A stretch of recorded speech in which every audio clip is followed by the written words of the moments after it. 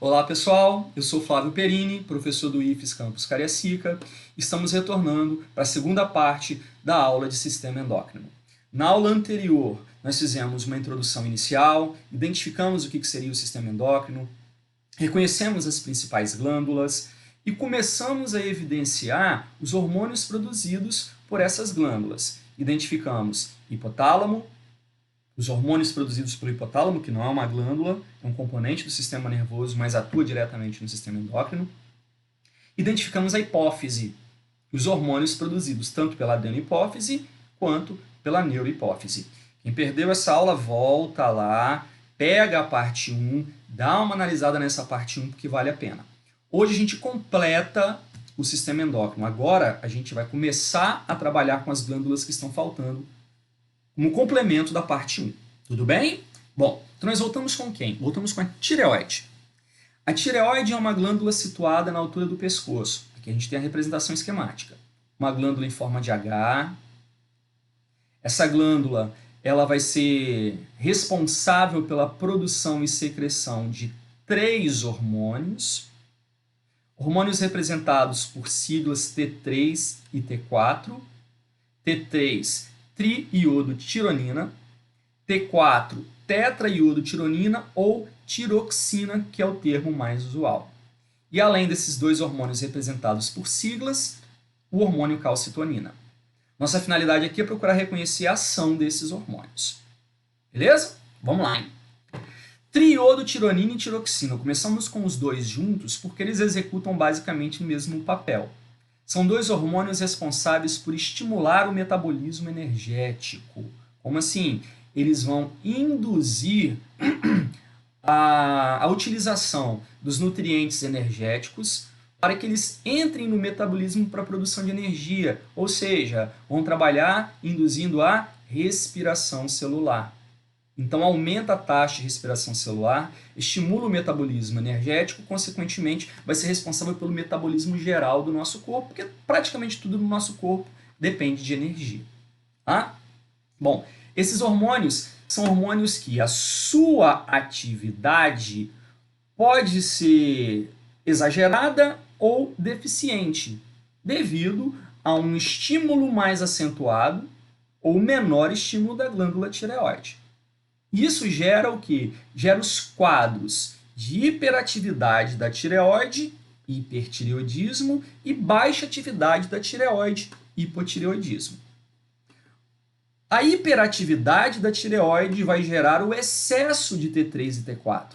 E o excesso, gerando hipertireoidismo, traz algumas consequências para o indivíduo. E eu trouxe aqui alguns exemplos, as principais consequências. Porque olha o raciocínio. Ele é um hormônio que está relacionado aqui mesmo? Metabolismo, né? Metabolismo geral do organismo, metabolismo energético, respiração celular, produção de energia. Então, se eu tiver este hormônio atuando demais, esses 2 hormônios atuando demais, eu passo a ter um metabolismo muito acentuado.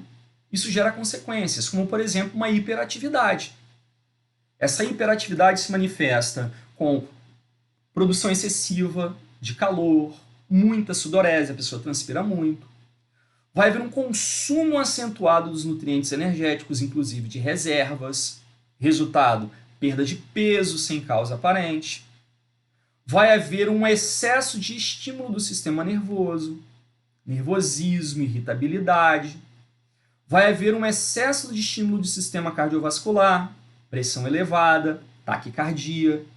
E além disso, 2 sintomas que são sintomas num quadro mais avançado e que são sintomas que se destacam também, que é a exoftalmia, esse quadro aqui, esses olhos extremamente arregalados, projetados para fora da órbita, e o bócio exoftálmico.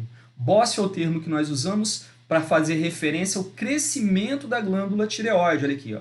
A glândula está funcionando demais, então ela vai crescer.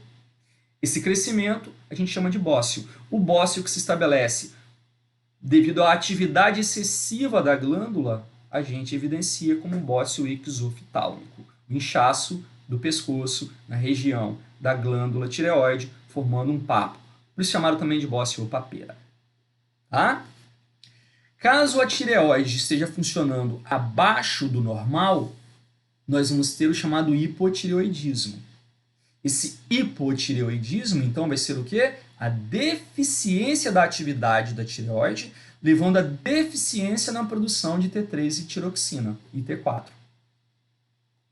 Pode acontecer devido a menor estímulo feito por TSH, a gente viu, então pode ser um problema na hipófise, que gera uma deficiência na tireoide. Pode ser um problema autoimune, uma destruição autoimune da tireoide.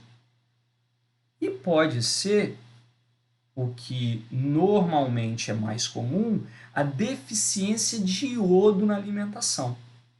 O iodo ele é um nutriente que ele é essencial para a formação dos hormônios da tireoide. Olha aqui o nome, ó, triiodotironina. Ele entra na composição do T3. O T4 é tetraiodotironina. Ele entra na composição do T4. Se não tem iodo, está faltando iodo na alimentação, vai faltar iodo para a atividade da glândula tireoide na produção dos seus hormônios T3 e T4. Daí o hipotireoidismo. Tá? Iodo, que inclusive é fornecido para a população no sal de cozinha. O sal de cozinha ele é tratado com iodo. Exatamente para quê? Para nos abastecer da quantidade que nós precisamos diariamente de iodo. É muito pouco que nós precisamos. E aí vem, principalmente ali no sal de cozinha. Tá? Porque a falta gera um quadro muito problemático de hipotireoidismo. O hipotireoidismo, ele traz que consequências? É o oposto do hiper. Se no hiper você tem um metabolismo acentuado, é que você vai ter uma diminuição do metabolismo. Então, o metabolismo geral do organismo vai fazer o quê? Vai diminuir. Isso traz ganho de peso, apatia, ganho de peso. Você não está consumindo os seus nutrientes energéticos, então eles vão compor reserva para formar gordura. Você não está estimulando adequadamente o sistema nervoso. Você não está estimulando adequadamente os sistemas em geral, porque está faltando energia. Apatia. Vai haver uma diminuição da temperatura corpórea, diminuição da pressão sanguínea. É o oposto do hipertireoidismo. Diminuição do ritmo cardíaco, bradicardia, pele ressecada, inchaço na pele, mixedema. E também vai acontecer o aparecimento de um bócio, só que aqui a gente chama de endêmico. O bócio aqui não é porque a glândula está funcionando demais, pelo contrário, está funcionando pouco. Mas há um aumento da superfície de contato da glândula para tentar melhorar a captação de iodo. Beleza? Então, baixa atividade da tireoide gerando deficiência de T3 e T4, de T3 e tiroxina, hipotireoidismo. Pode ser causado por vários fatores. Destaque: carência de iodo na alimentação. Consequência: diminuição do metabolismo, ganho de peso, apatia, diminuição de temperatura corpórea, diminuição de pressão, diminuição do batimento cardíaco, ressecamento de pele, inchaço de pele e o bócio. Beleza?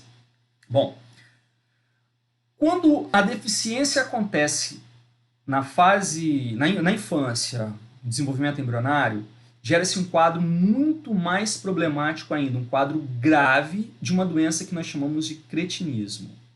O cretinismo é a deficiência dos hormônios da tireoide na infância. E aí está faltando estímulo para o metabolismo durante uma fase mais importante, que é a fase de desenvolvimento do organismo, que é a infância. Resultado: uma deficiência no desenvolvimento do organismo no geral. Comprometimento no crescimento ósseo, dentário, o desenvolvimento mental, gera um retardo mental, o amadurecimento sexual, gera um retardo, uma deficiência no desenvolvimento dos órgãos sexuais, deficiência física, mental e sexual, cretinismo, hipotireoidismo na infância. Ok? Vamos lá, hein? O outro hormônio é a calcitonina. A calcitonina é um hormônio que está diretamente ligado ao metabolismo do cálcio. Nós temos dois hormônios que atuam em conjunto no metabolismo do cálcio.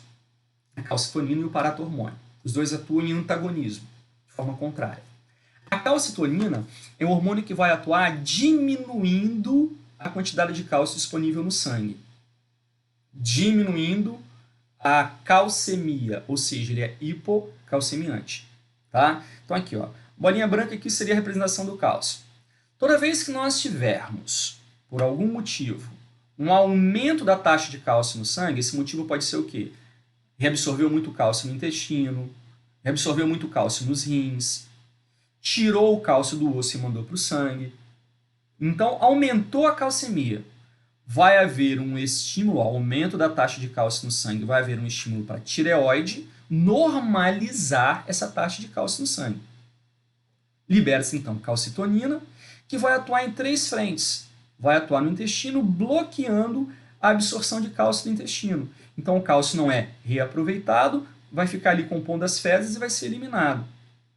Vai bloquear a absorção de cálcio nos rins. Então, o cálcio não é reaproveitado, vai compor urina e vai ser eliminado. E vai promover a fixação de cálcio nos ossos. Manda cálcio para o osso, tirando ele do sangue. Resultado, vai diminuir e normalizar a calcemia, a taxa de cálcio no sangue. Beleza? Aumentou, isso tudo vai ser repetido. Tá, mas e se diminuir demais a taxa de cálcio? Se diminuir demais a taxa de cálcio no sangue, tem que normalizar. Aí entra em ação o paratormônio, produzido pelas paratireoides, que são 4 glândulas, normalmente, que estão atrás da tireoide. As paratireoides, então, liberam paratormônio toda vez que a taxa de cálcio diminuiu demais. Diminuiu demais a taxa de cálcio, o que o paratormônio vai fazer? Vai promover um aumento do nível de cálcio no sangue. Então, diminuiu a taxa de cálcio no sangue. Olha aqui. Bloqueia a calcitonina e as paratireoides liberam paratormônio. O paratormônio vai fazer o oposto da calcitonina. O paratormônio vai promover um aumento da reabsorção de cálcio no intestino, influenciado também pela vitamina D. Então, se reaproveita o cálcio que está ali passando pelo intestino, esse cálcio vai para o sangue e não fica nas fezes. Então, você reaproveitou o cálcio, mandou para o sangue, ajudou a aumentar a calcemia. Estimula a reabsorção de cálcio nos rins, então o cálcio ele é reaproveitado, vai para o sangue e não vai compor urina. E estimula a remoção de cálcio dos ossos. Retira o cálcio do osso e joga para o sangue. Resultado, aquela taxa de cálcio que tinha diminuído vai aumentar e vai normalizar. Se aumentar demais, aí libera calcitonina. Se diminuir demais, aí libera paratormônio. Tudo bem? Então, os dois atuam em antagonismo. Ó. Aumentou a taxa de cálcio, libera a calcitonina, que normaliza os níveis de cálcio no sangue.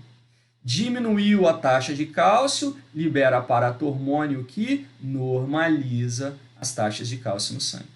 Então, são 2 hormônios que realizam controle dos níveis normais de cálcio no organismo. Tudo bem? Suprarrenais. As suprarrenais, como nós já citamos aqui inúmeras vezes, são 2 glândulas situadas acima dos rins. Elas possuem 2 regiões.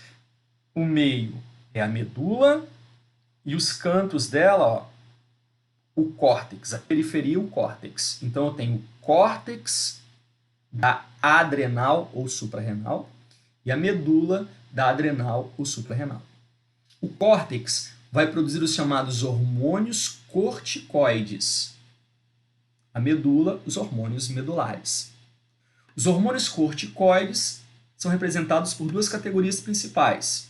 Os glicocorticoides, cujo principal exemplo é o hormônio cortisol, e os mineralocorticoides, cujo principal exemplo é a aldosterona. A medula vai produzir 2 hormônios, a adrenalina ou epinefrina e a noradrenalina ou norepinefrina. Então, esses 4 hormônios vão ser liberados no sangue e vão ter as suas ações. Beleza? Então, vamos lá, hein? Glicocorticoides. Os glicocorticoides e os mineralocorticoides, eles são derivados do colesterol. Uma importância do colesterol, que vocês veem na aula de lipídio, Então, é formar hormônios, dar origem, né? Ser derivado para a formação de hormônios corticoides. Tá? Então, como eu falei, ó, os glicocorticoides eles são representados principalmente pelo hormônio cortisol ou hidrocortisona. O hormônio cortisol ou hidrocortisona talvez seja muito conhecido de pessoas que fazem tratamentos contínuos para alergia. Né? Por quê? Porque ele é um hormônio que foi identificado que ele tem a capacidade de diminuir a permeabilidade dos capilares. E quando diminui a permeabilidade dos capilares, ele passa a desenvolver um papel anti-inflamatório. Então, ele reduz as inflamações. E a alergia, de certa maneira, é um processo inflamatório. Então, ele também reduz o processo alérgico. Tá? Mas isso aí foi um efeito identificado, que é uma ação dos corticoides, porém, a sua ação mais marcante está associada à resposta em situações de estresse, onde nas situações de estresse ele vai induzir a produção de glicose a partir de proteína e gordura. Então vai pegar a proteína, vai pegar a gordura, vai estimular a quebra das proteínas e a quebra da gordura para quê? Para a liberação de glicose. Então, para que isso? Situação de estresse. Quando você se coloca em situação de estresse, você precisa de respostas rápidas para situações inusitadas. Então, o que você tem que fazer? Abastecer rapidamente os seus tecidos para que você consiga ter uma resposta bem rápida. Abastecer com o quê? Com nutriente energético, com glicose. Principalmente tecido nervoso. Né? Bom, como que eu consigo glicose rapidamente? Eu tenho que buscar nas reservas. Né? E aí, uma das reservas, um dos componentes que podem fornecer glicose no nosso organismo são as proteínas e as gorduras. Então, os glicocorticoides, cortisol, ele tem uma função de aumentar a glicemia. Tá? Lembrando que a liberação desses hormônios é controlado pelo ACTH, produzido pela adenopófise. Tudo bem? Mineralocorticoides estão relacionados ao balanço hidrossalino, relacionado ao metabolismo de minerais. A gente já falou de um mineralocorticoide lá na aula de sistema excretor, que é a aldosterona. Esse é o mais importante. Os mineralocorticoides representados pela aldosterona, no caso, essa aldosterona, vai promover o quê? Reabsorção de sódio. Tira o sódio e joga esse sódio para o sangue. Tira o sódio do rim, dos túbulos do néfron, e joga para o sangue. Quando joga para o sangue, aumenta a concentração de sódio no sangue. Aumentando a concentração de sódio no sangue, o que faz? Induz a absorção de água. Induziu a absorção de água para equilibrar a concentração, aumentou o volume do sangue. Ó, volemia. Aumenta o volume do sangue circulante. E, consequentemente, aumenta a pressão arterial. Então, é um hormônio que influencia na reabsorção de sódio e também secreta potássio, tá? Mas principalmente aqui, reabsorção de sódio, trazendo como consequência maior absorção de água para o sangue, aumenta o volume sanguíneo e, consequentemente, aumenta a pressão. Também tem a sua secreção controlada pelo ACTH. A adrenalina ou epinefrina é um hormônio que é responsável por preparar o seu organismo para situações extremas, respostas extremas para situações inusitadas. Ou seja, prepara você para enfrentar situações de estresse. Então, toda vez que você está numa situação estressante, libera adrenalina. E o que ele promove? Contração de vaso sanguíneo, aumenta a taxa de açúcar no sangue, vai induzir a quebra do glicogênio para liberar açúcar para o sangue. Aumentou a contração, aumenta a distribuição de sangue para as diversas partes do corpo, taquicardia. Então, te coloca em estado de prontidão. Tá? A noradrenalina é um hormônio que vai atuar principalmente mantendo a pressão sanguínea em níveis normais. Então, enquanto a epinefrina vai lá e aumenta a contração dos vasos, aumenta a pressão, aumenta o batimento, essa aqui ela normaliza esses batimentos. Então, é a principal função. Além disso, ela também atua acelerando os batimentos cardíacos caso haja necessidade de um ataque cardíaco. Tá? É um hormônio que ele vai atuar em conjunto com a adrenalina, com a epinefrina, tá? Porém, ele tem a sua secreção, a sua liberação independente da adrenalina. Ambos são hormônios formados a partir de um aminoácido chamado tirosina. Ok?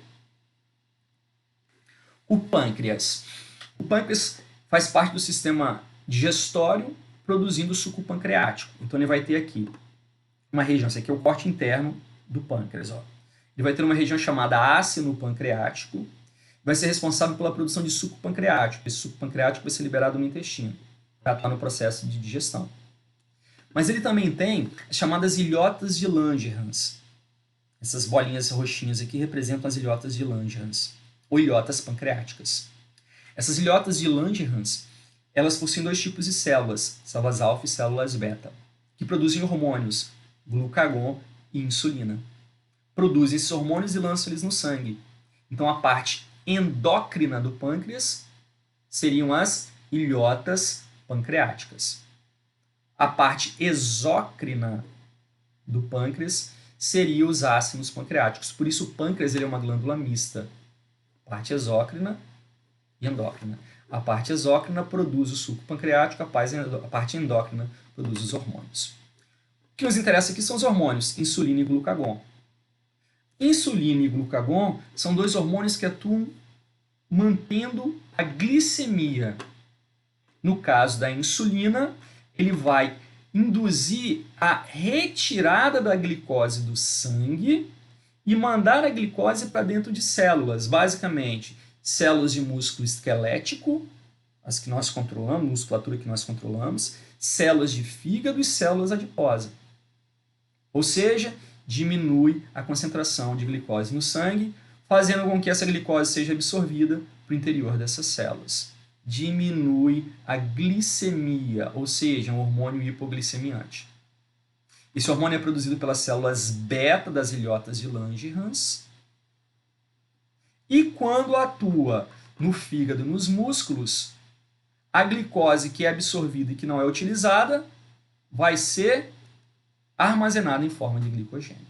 Tudo bem? Então vamos lá, de uma forma bem rápida. Insulina diminui a quantidade de glicose no sangue. Local de ação: células musculares estriadas esqueléticas, células hepáticas e células adiposas. Quando atua no fígado e nos músculos, induz a formação de glicogênio. Produzida por quem? Pelas células beta. O glucagon é o contrário. O glucagon ele tem um efeito contrário, então ele vai induzir o quê? Um aumento da glicemia. Hiperglicemiante. Aumenta a quantidade de glicose no sangue. Ele é produzido pelas células alfa. Ele vai atuar induzindo a quebra do glicogênio, liberando glicose no sangue. Então ele vai atuar lá nas células do fígado. Beleza?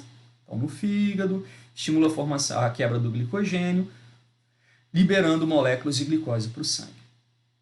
Quando o glicogênio é quebrado lá nas células musculares, a finalidade é fornecer glicose para a atividade muscular. Quando o glicogênio é quebrado no fígado, a finalidade é fornecer glicose para equilibrar a glicemia sanguínea. A ideia é simples. A insulina tende a atuar após as refeições, claro, quando você está abastecendo o seu organismo com glicose, e o glucagon entre as refeições, no período de jejum. A insulina, quando em deficiência, gera um quadro de diabetes mellitus. Então, diabetes mellitus é o termo que a gente vai usar para descrever a deficiência de insulina. O quadro de alta taxa de glicose no sangue. Na verdade, não é basicamente a deficiência de insulina, vou melhorar, né?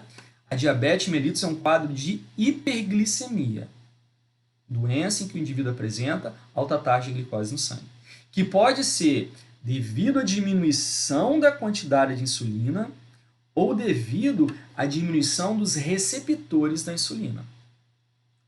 Se acontecer por deficiência na quantidade de insulina, diabetes tipo 1, também chamada de juvenil. Se acontecer devido à diminuição dos receptores da insulina, diabetes tipo 2, diabetes tardio. A diabetes tipo 1 acontece porque você está tendo pouca ou não está tendo insulina, então você trata com injeção de insulina. Por isso ela é chamada de insulino dependente. A diabetes tipo 2, você tem insulina, mas não tem o receptor. Resultado, você não trata com injeção de insulina. Você tem que regular a sua dieta. Tudo bem? Então, excesso de açúcar no sangue, diabetes mellitus. Pode ser tipo 1 se for devido à falta de insulina, ou tipo 2 devido à diminuição dos receptores da insulina. E os hormônios sexuais, né, representados por testosterona, estrógeno e progesterona. Testosterona no homem, estrógeno e progesterona na mulher. Então, vamos lá. A testosterona é o hormônio produzido pelos testículos. Aqui o testículo. Então, lá no testículo, a gente vai ter um grupo de células que a gente já chamou atenção lá atrás, chamada de células de Leydig. Essas células de Leydig serão estimuladas pelo LH, o hormônio luteinizante vai estimular as células de Leydig a produzir testosterona, e essa testosterona vai ser o hormônio sexual masculino responsável por desenvolvimento de características sexuais secundárias masculinas.